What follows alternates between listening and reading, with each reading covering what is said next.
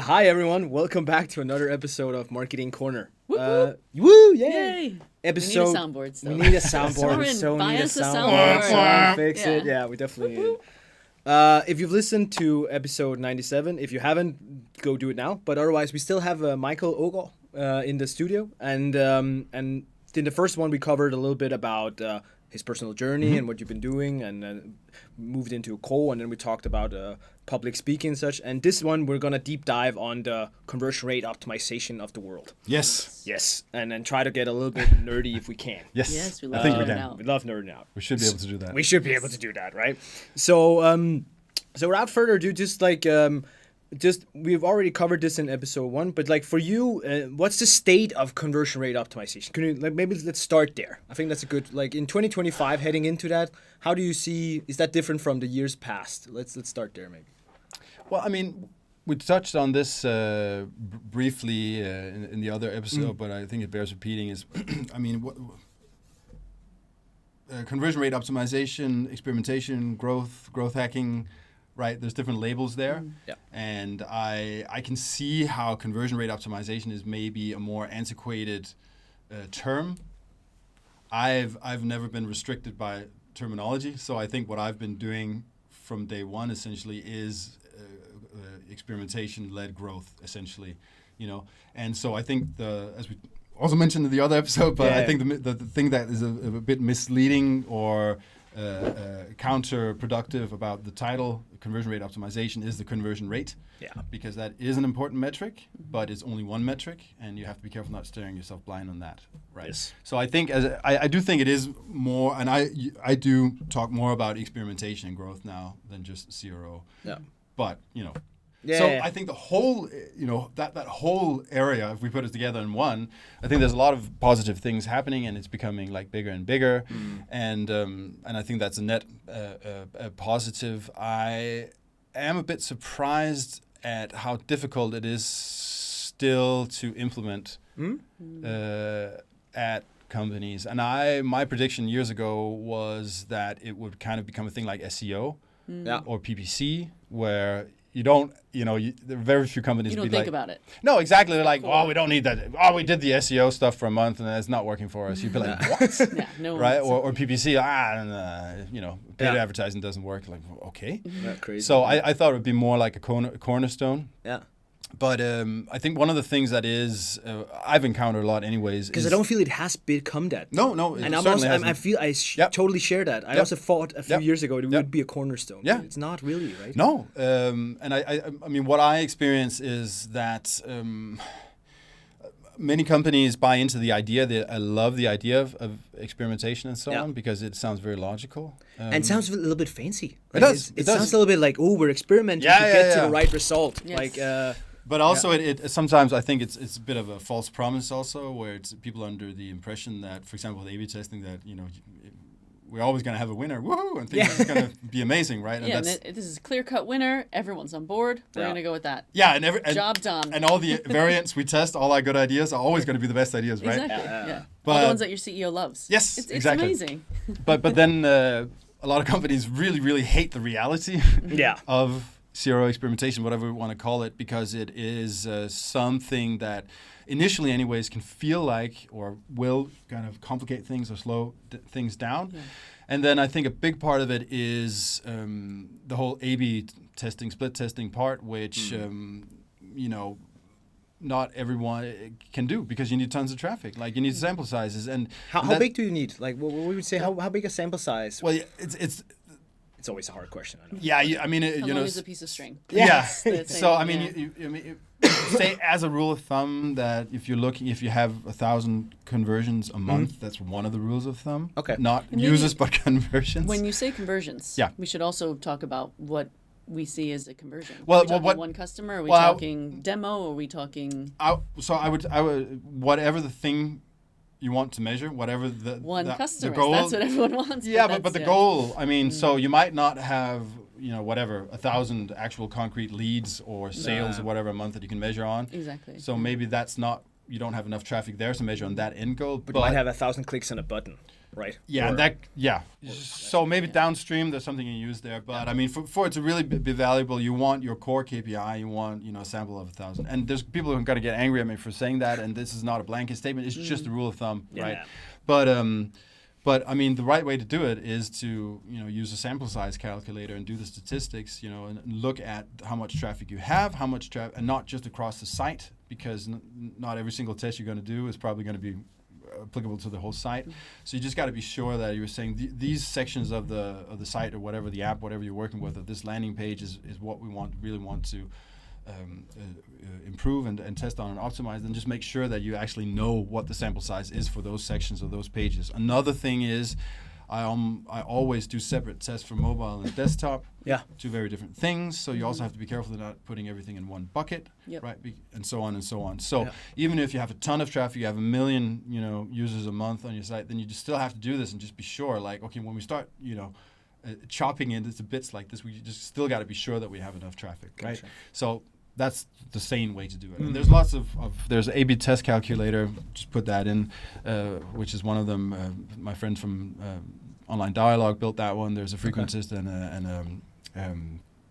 a Bayesian version there. You can do pre-calculation. Spiro has a great one, and so on. So that's the right way to do it. And then one, I think, which is one extremely important point, is that there is a tendency to see online experimentation, CRO, as being synonymous with A/B testing and split testing. This is absolutely not true. Experimentation is one tool we can use when it helps us, and when it doesn't help us, we shouldn't use it, right? Yes. And when you don't have enough traffic. So it's very, very bad advice when you on LinkedIn, when people say like, it's safe to say that if you're not A/B testing, you're selling yourself short. No, it's not true. Yeah. So because I love that you're saying that. I'm so happy to hear that. Because if you don't have enough traffic, you're getting just unreliable results. You're getting false positives, false negatives all over the place. Plus, you're under the illusion of being scientific, which is shooting yourself, in both feet.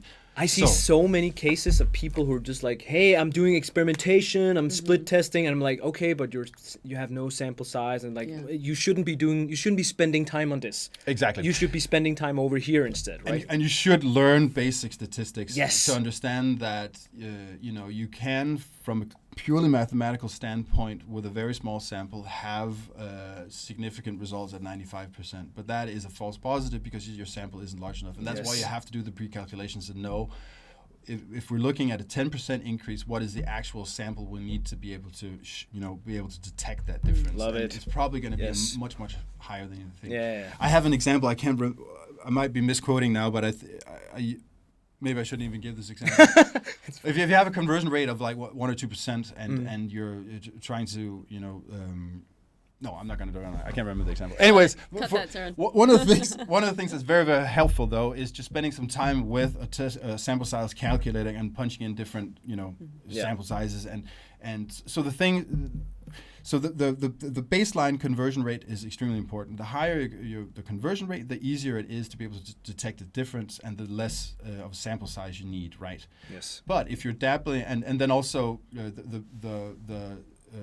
the effect size itself. So if you have a 20% increase, that is of course going to be easier to detect than a 1% difference between the two. So if you have a conversion rate of 1% and you have a test that is showing you there's a lift of 1.5%, you need a huge sample, hundreds of thousands of users to be able to do that. But you might be sitting there with 2,000, and you have a false positive, right?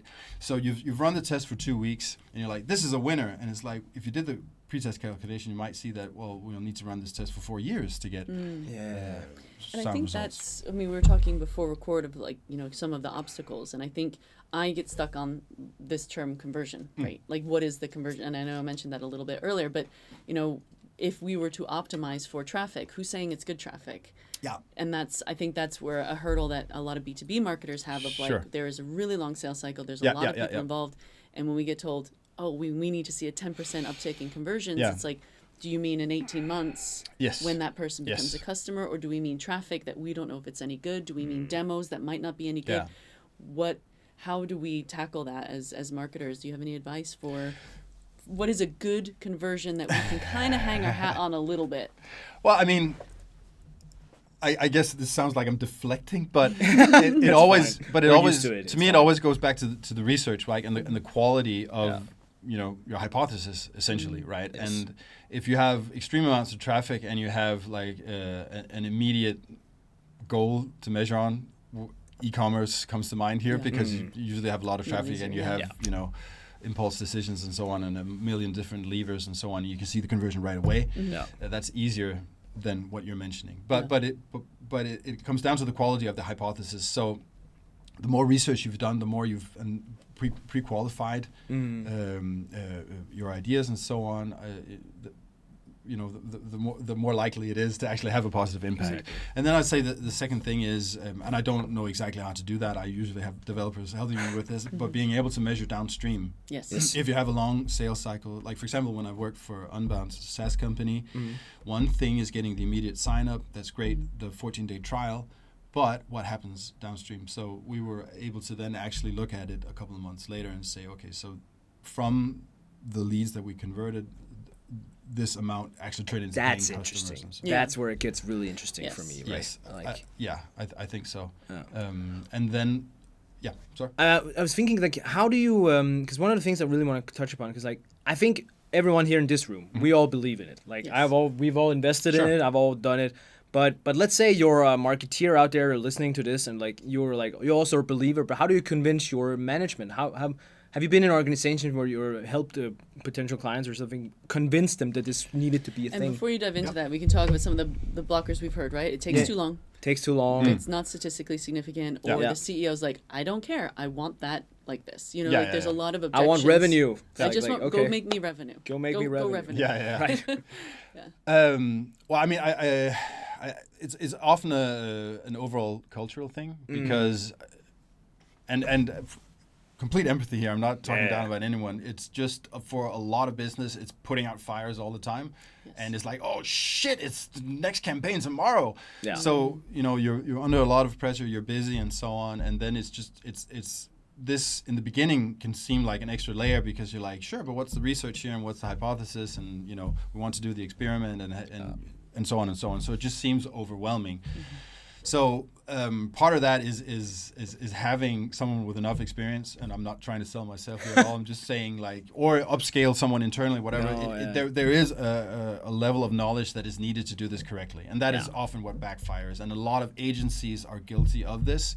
The generalist agencies, they're great at SEO and PPC. They want to do more business. Like, of course, we're also good at this. We don't need to learn it, and that huge backfire. And then they, like, we'll tag on some crow, right? Just tag on 20 hours of crow. We'll do this on the side. We haven't done this before. Right. I'm sure we can do this. Stuff like that. And then companies have really bad experiences. They're like, we're never doing that again. It doesn't work. But so that's a big obstacle, I think. So part of it is I've had some of my best experience, I think, when it's coming from the top, right? So the CEO is on board with it, saying we really want to do this.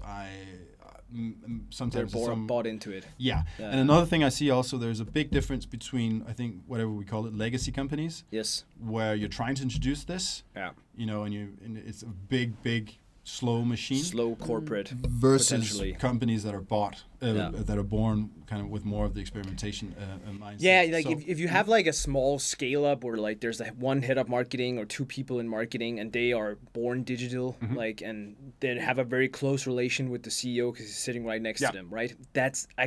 I see that all the time, no matter what it is. We're convincing them that's a lot easier of a conversation. Where the other ones, like just getting access to the CRM or like the CMS, it's just like, I've worked in fast-moving startups before, but the obstacle I always got is I would say we need this to run for a month, to be statistically significant or whatever it is. We need it to run for a month, and they're like, we don't want to wait a month. Do it 3 days, 4 days, and how do you get them?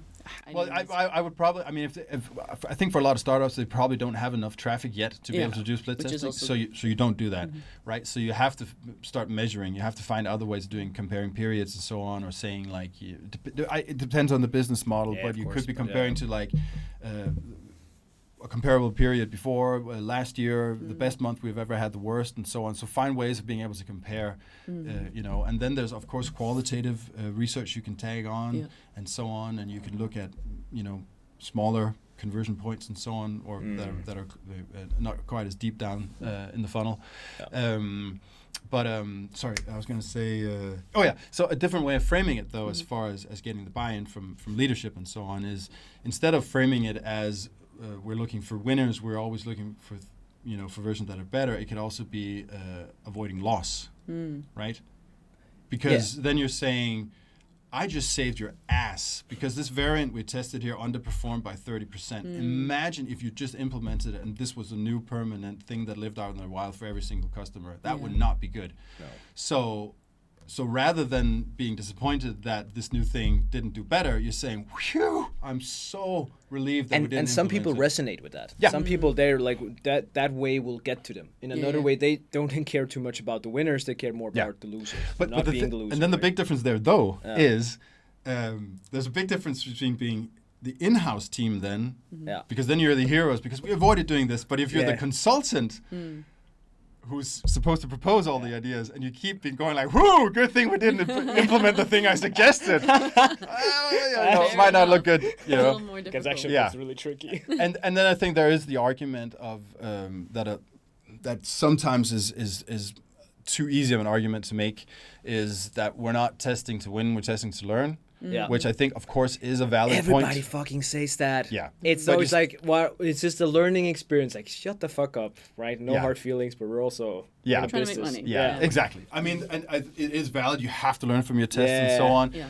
But you also, want some results. To move the needle in the right direction. We want to move the needle a bit, right? Moving the needle. Yeah. And I think that's one thing I think I'd like to come back to. Sure.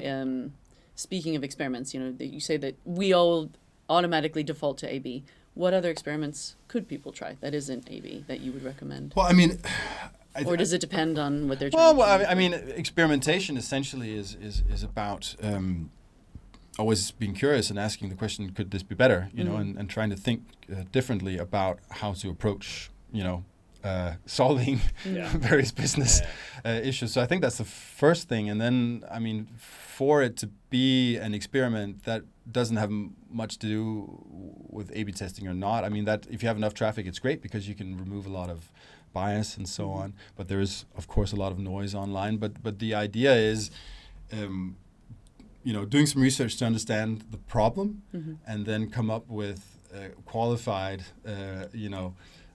ways of solving that. What is the better solution? What do we believe in? And then having some kind of a way of measuring whether it is actually doing better. And then often that will be, periods saying we had this other thing for a couple of months, and you have to be careful of seasonality. That's why it's interesting with A/B testing, but you can still do it. So you need some kind of a baseline metric that you can then see if it's moving in the right direction. Okay. So, I'm curious here. I'm a tool nerd. So one of the obstacles I typically hear, like, hey, we don't have the tools to do X, Y, Z.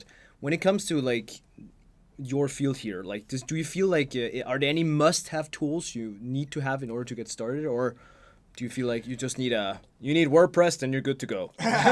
Well, I mean, I think I guess it's the research part. To me, is extremely important, and that's not necessarily a tool. I think that's more of, I guess, a mindset. Asking questions. And it does, it's maybe a bit of humility in the sense that, you're saying, I've been doing this for a long time, so I've had a lot of, humbling experiences where I've again and again learned that I can't just, come up with winning ideas every time. There is experience within certain fields, and if I've worked with 10 different e-commerce platforms and we've done similar experiments, I mean, then you've kind of validated that a lot, but that's through a somewhat scientific process. You're not just coming up with ideas. But so I think that's the first thing, is saying we got to understand that we don't decide what works or not. It's the customers, it's the client, the target audience and so on. So trying to understand them and what their experience is, I think is the first step. So part of it is you don't even need tools for. Part of it is just interviewing, potential customers, people in your target audience, and learning from them. Listen, people, it's not about the tools. And then the other thing that I always do, and I sometimes kind of feel slightly bad getting paid for, is I one of the first things I do if I'm working with a new company is I'm like, okay, let me talk to the sales department. Let me talk to CS. So let me talk to the people who talk to the people who pay you money, and they have ridiculous amounts of insights. And in some ways, it's more valuable talking to them than the actual customers, because if you have someone who's been in CS for 5 years, they've talked to thousands of customers, right? Yeah. They've had so many conversations, and there's gold there. And often they are also overlooked, and they're not too happy about it, also because. So when you actually go and talk to them and validate that they're incredibly important, See, another they give you CS so much. lover. Oh, absolutely. Every episode I'm like, Jen is such a CS lover. Oh, me too. Absolutely. They're the ones, like you said, they're talking to the customers. They know what they love. They know what they hate, and no one ever checks with them.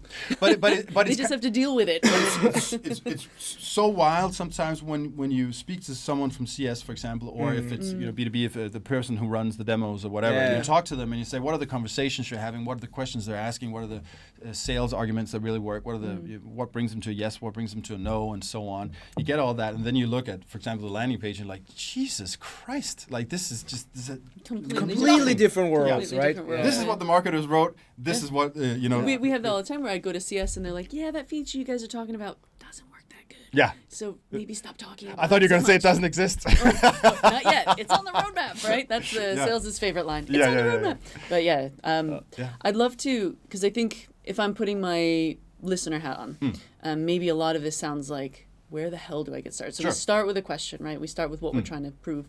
We start with then, one of the things that we do is like we have a form and we fill it out. What's our hypothesis? What are we going to test? What does good look like? How do we know if this has been successful? How long is this going to run? And then we get everyone to be like, rubber stamp it. We're not going to change stuff. Because that's the other thing that happens. It's like, oh, can we speed this up a little bit? We want to go. Sure. Anything, maybe rather than hearing me, because I'm not the expert, like, what is someone who's listening right now, what can they do if there's something they want to fix right now? Well, I mean, I guess the first thing is figuring out what you want to fix. Yeah, what you want to fix. So what we talk about now, talk to the customers, talk to the CS, talk to sales. Another thing is, look at reviews, for example. If you have a credible source where reviews coming in, they're not fake. There's a lot to be learned from there. Is that a thing? What? What? Dare you? Is that what I'm paying G2 for? And also read competitors, right? Reviews from them, for example. Figure out what are people sick of with the competitors. What can we do better and stuff. So So research is really important. Yeah. There's so many people overlook that. Absolutely. And then there's, getting into tools. There'll be stuff like, session recordings, where you can actually... Hotjar stuff like... Hotjar are the million other ones that are out there, but essentially heat maps are quite interesting. Scroll maps, oftentimes you have these extremely long pages and people only look at the top or whatever. Yes. Or you see people are clicking like crazy on elements that are not clickable, yada, yada, yada. Session recordings can be really interesting, very painful, but it can... I've learned so much from session recordings. Yeah. I think that's probably, if I had to mention a tool that, it's one of those tools where you buy it and you don't use it that much. I didn't use it that much, but I just remember like once in a while when I went in and took like a session recording, I was like, oh God, I was like massive face palm, just like, hey, okay, these guys have been clicking on this for 10 times now and there's nothing to click on. Yeah, oh, absolutely. And then, of course, analytics is absolutely essential. You need to have an idea of, for example, device mix and so on. And, and mobile is where a lot of it is, or most of it is at these days. However, on the other hand, for example, even though some years ago when I was working at Unbounce, that is a tool that is strictly desktop and so on. So you couldn't use it on mobile, right? And you couldn't really do the demo or anything. So, that's kind of like very important to know. Yeah. So you're saying, okay, so the mobile version for this one particular is more of a marketing channel, and where we're actually getting the conversions is on desktop. And you've seen that sometimes, right? It's like, for the best experience, access this on your desktop. And sure. I remember when I was working at Plan Day, everything was desktop. We optimized our desktop was gorgeous, but when I looked at the analytics, I was like 95% of people are checking us out on mobile, and that was shit. Oh, exactly. And so it was like, oh man, we really need to clean up the flow on our mobile. So Absolutely. it's really a great point to. But also, I mean. Small things like looking at what the screen size is, right? So you actually, you're sitting there with your 22-inch, ridiculous 4K monitor or something, and the design looks great on this one. Yeah, exactly. But what's the reality for the users and so on, or just figuring out, just simple stuff like looking at your funnel. So if it's e-commerce, maybe looking at from PDP to card and yada yada yada, and figuring out like where are the problems and so on. And again, you're just trying to understand the reality of how users are using site, and they're trying to highlight potential holes in the funnel or whatever. Yes. Like that's the way. And then of course there's stuff like user testing and so on. Those are some of the basics. One thing I have also done, which I thought was really powerful, is I got C-level to sign up for a demo. I let them sit through the process. Very cool. That said, fill this out and fill this out, and then did you read the terms and conditions? Because when you click on it, you get a 404. Mm-hmm. So and I kind of gate crashed at the C-level meeting. I was like, I want you guys to sign up for a demo. Yep. And they were like, this is so disjointed. This isn't. You sign up in English, you get something in Swedish, and vice versa. And so that was also a really powerful experiment of like. Look what the people are going through. Yeah, and you're actually getting something very essential there. Another part that I feel sometimes bad about getting paid for. And I never concluded on that, because the thing I felt bad about is companies hire me and then I talk to the people who work for them, like their internal resources, and like incredible insights. Like, all I did was talk to the people who you already hired. All I did was talk to Carlos. Yeah, exactly. Who's sitting right over there. But the other thing is just going through the whole journey. One of the things I've realized a lot, or I've seen often, is click on the ad on Facebook or whatever, and then go through the whole process. Exactly. And often I just find insane bugs and stuff where you're like, this is literally a bug, right? Yeah. And you're measuring on and budgets and ads and why isn't this ad doing better? It's like, it has nothing to do with the ad. It has something to do with the fact that I can't go through checkout afterwards because there's a bug on this browser, right? Yeah, we had like Stripe. I think we've had issues with where you have to put a country code, but it doesn't tell you. Exactly. And it was stuff like that where we were like, why is everyone dropping off? And then when we walk through, we're like, because the country code isn't working, and we require a country code. Exactly. I think one of the problems is that it's often like still siloed. So you have one person or one resource running the ads, someone else doing the landing page, and someone else doing the blah, blah, blah, blah, and nobody kind of takes the time to go through the whole thing. And I think that brings up an interesting point too. It's something we talked about in a previous episode of also getting product in the room, because I'm thinking from like a free trial perspective, right? If someone goes into the product, marketing, most of us don't touch product. We're not allowed to, right? Yep. But it's product who might have to look through Mixpanel or look through something to see why are people not using this feature, where are they getting a hurdle, So marketing, we can optimize the hell out of ads and websites and landing pages. But as soon as someone wants to get access to a free trial or in the product, we need product in the room to help us. And that seems also to get overlooked. Everything it's up to marketing to optimize conversions. It's actually everyone, right? Yeah, and I think that is, circling back to the beginning, is one of the things that's important and that needs to change, and I think is changing also, is not having the experimentation or zero, whatever you want to call it, be like this little department floating, the siloed little thing. So you kind of need it across the board, and I think you need that mindset, or you need a resource who is good at doing that in product and in every department, essentially, so that it's spread out across the company. I like that you call it a mindset. I've always thought of it like that. Yeah. Like I always thought like you need someone on your team needs to have that mindset. And it doesn't have to be everyone, but someone. No, and I think it boils down to the curiosity thing again, or being like, is this really the best? Yeah. Like, could this somehow be better? And then you can look at some data and you go like, holy shit, this could be a lot better, because we can see that in the data. So how do we do that? And then you start building from there. I remember,